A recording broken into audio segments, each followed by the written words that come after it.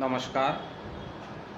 10वीं कक्षा में आज पढ़ेंगे हिंदी विषय में पहले पाठ सूरदास जी का तीसरा पद।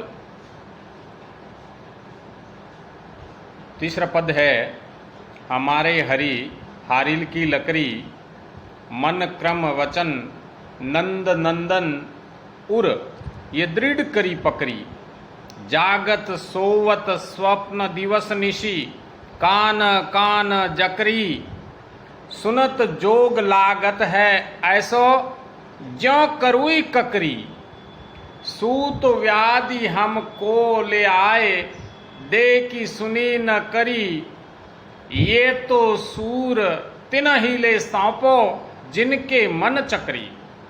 एक बार पुनः अध्ययन करेंगे।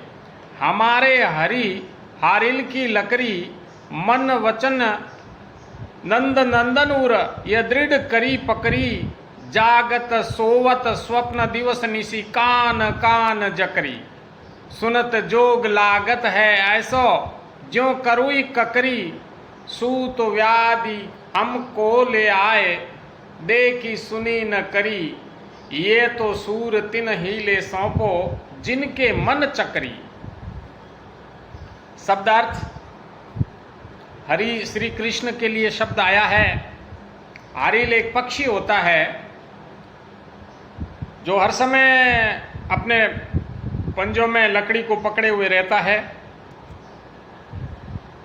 कर्म कर्म नंद नंदन श्री कृष्ण, उर हृदय, दृढ़ करी कसकर पकड़ना, पकड़ी पकड़ी या पकड़ना, स्वप्न सपना, निशी रात, दिवस दिन, जक कान कान जकरी, जकरी यानी जक यानी रटना, निरंतर उच्चारण करना बार बार, जोग योग,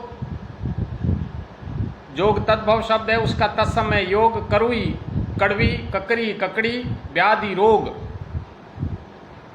करी अनुभव किया, तिन ही उनको, चक्री एकाग्र वाला, जिसका मन एकाग्र नहीं रहता है उसको चक्री। तो ये जो प्रसंग है हमारी पाठ्य पुस्तक में से लिया गया है, ये सूरदास जी द्वारा रचित पद है।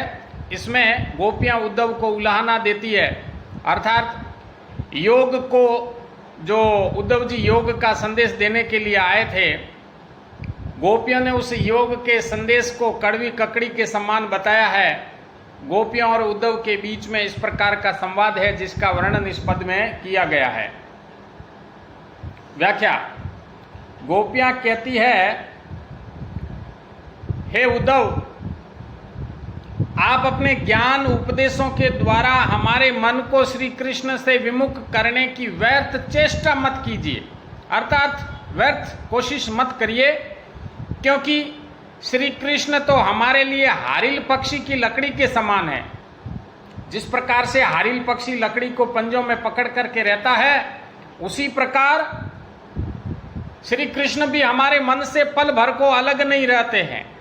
हमने मन वचन और कर्म से नंद के पुत्र नंद नंदन अर्थात श्री कृष्ण को अपने हृदय में दृढ़ता पूर्वक बसा रखा है। इसलिए हे उद्धव, आपके ये ज्ञान के उपदेश हमारे ऊपर किसी प्रकार का प्रभाव नहीं पड़ता इनका। हम जागते सोते सपने में, दिन में और रात में हमारे मुख से कृष्ण कृष्ण की रट निकलती रहती है। हम काना काना जकरी अर्थात हर समय कृष्ण कृष्ण हमारे मुंह से यही उच्चारण निकलता रहता है। जैसे कड़वी ककड़ी को चखते ही सारा मुंह कड़वाड़ से भर जाता है, उसी प्रकार आपके ये ज्ञान के उपदेश हमारे कानों में पड़ते ही हमारे हृदय को कड़वा कर देते हैं। हे उद्धव, आप हमारे लिए ये कैसा रोग ले आए हैं जिसे हमने ना कभी देखा, ना सुना और ना हमने अनुभव किया। अपनी इस ज्ञान और योग की सौगात को आप उनको जाकर के सौंपिए जिनका मन चलायमान है, अर्थात जिनका मन किसी प्रकार से एकाग्र नहीं है। उनके लिए ये जो योग का संदेश सुनाइए और उनको जाकर के ये आप दीजिए योग का संदेश। इसमें सरल ब्रज भाषा का प्रयोग किया गया है। गोपियां व उद्धव के बीच में संवाद है, अर्थात इसमें संवाद शैली है पद में। इसमें अनुप्रास, रूपक तथा उपमा व पुनरुक्ति प्रकाश अलंकार का प्रयोग भी किया गया है। गृह कार्य, इस पद में सूरदास जी ने कौन सी भाषा का प्रयोग किया है? तो सूरदास जी ने सरल ब्रज भाषा का प्रयोग किया है। हमारे हरि हारिल की लकड़ी पंक्ति में कौन सा अलंकार है? हमारे हरि हारिल की लकड़ी में अनुप्रास अलंकार है, क्योंकि इसमें ह वर्ण की आवृत्ति है वो एक से अधिक बार होती है, और जहां पर एक ही वर्ण की आवृत्ति एक से अधिक बार होती है तो वहां अनुप्रास अलंकार होता है।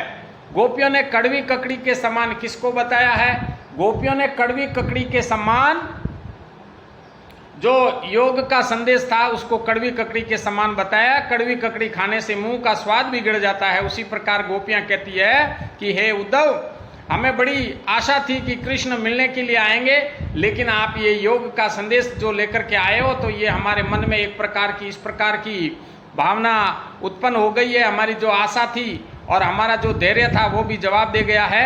गोपियों ने मन क्रम वचन से किसको पकड़ करके रखा है? गोपियों ने मन क्रम वचन से श्री कृष्ण नंद नंदन अर्थात श्री कृष्ण को पकड़ करके रखा है। आज का अपना ये इस प्रकार सूरदास जी के तीसरे पद का हमने अध्ययन किया, जिसमें गोपियां उद्धव को उलाहना देती है कि ये उद्धव, आपका ये योग का संदेश है वो हमारे लिए एक कड़वी ककड़ी के समान है। जिस प्रकार से ककड़ी का स्वाद कड़वा होता है वैसे योग का संदेश हमारे लिए कड़वा है। और दूसरा ये था कि इसमें अनुप्रास अलंकार, उपमा अलंकार, इस प्रकार के अलंकारों का प्रयोग हुआ है। और गोपियों ने कहा कि हम जिस प्रकार से हारिल पक्षी अपने पंजे में हर समय तिनका दबाए और टहनी पकड़ करके रहता है, उसी प्रकार हमने श्री कृष्ण को पकड़ करके रखा है हमारे हृदय में, तो वह हमारे लिए हारिल पक्षी की लकड़ी के समान है। तो इस प्रकार गोपियों और उद्धव के बीच में ये संवाद था। जय हिंद, जय भारत।